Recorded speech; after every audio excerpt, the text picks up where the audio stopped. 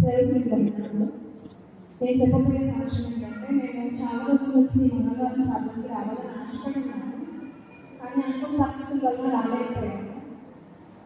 నేను అనుకున్న బయట వస్తుండగా దారి మధ్యలోనే మా వెహికల్కి స్టార్ట్ చుట్టుకొని పోయింది.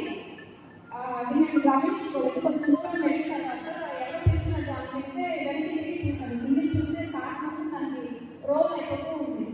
నేను వెంటనే మా మాట చెప్పి 80 నిమిషం మళ్ళీ ఆపని చెప్పి అది తీసుకోవడం జరిగింది.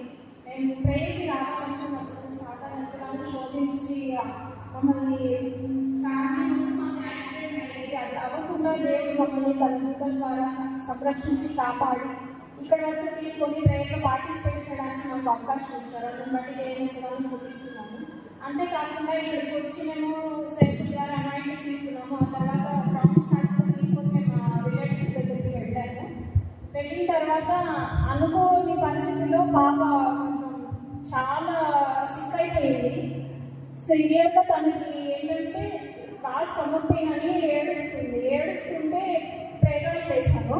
స్టమక్ అంతా ప్రేయర్ చేసిన తర్వాత తనకి బాగా పెద్ద వామిటింగ్ అయిపోయింది. అలా తనకి 15 వామిటింగ్స్ అయినాయి. తర్వాత ప్రేయర్ చేస్తున్నాము.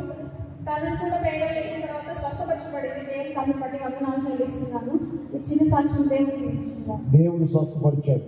గట్టిగా చెప్పడం గట్టిగా దేవుడు మా ఇంట్లో వందనాలు. నేను చెన్నై నుంచి వస్తున్నాను. ఇల్లు పోయిందా ఇల్లు అమ్మాయి చేసుకుంటున్నా.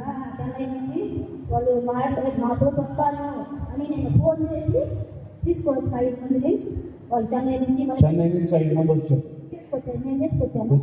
హిందువులు వాళ్ళు హిందువులు ఇద్దరు వాళ్ళు తీసుకొచ్చారు. అక్క నేను వస్తాను చెన్నైకి, నేను ఏసు రక్తం చెప్తాను. వాళ్ళందరికీ ఎట్టుకోకపోయి ఏసు రక్తం చెప్తుంటే ఏసు రక్తం చూసుకొని అక్క మేము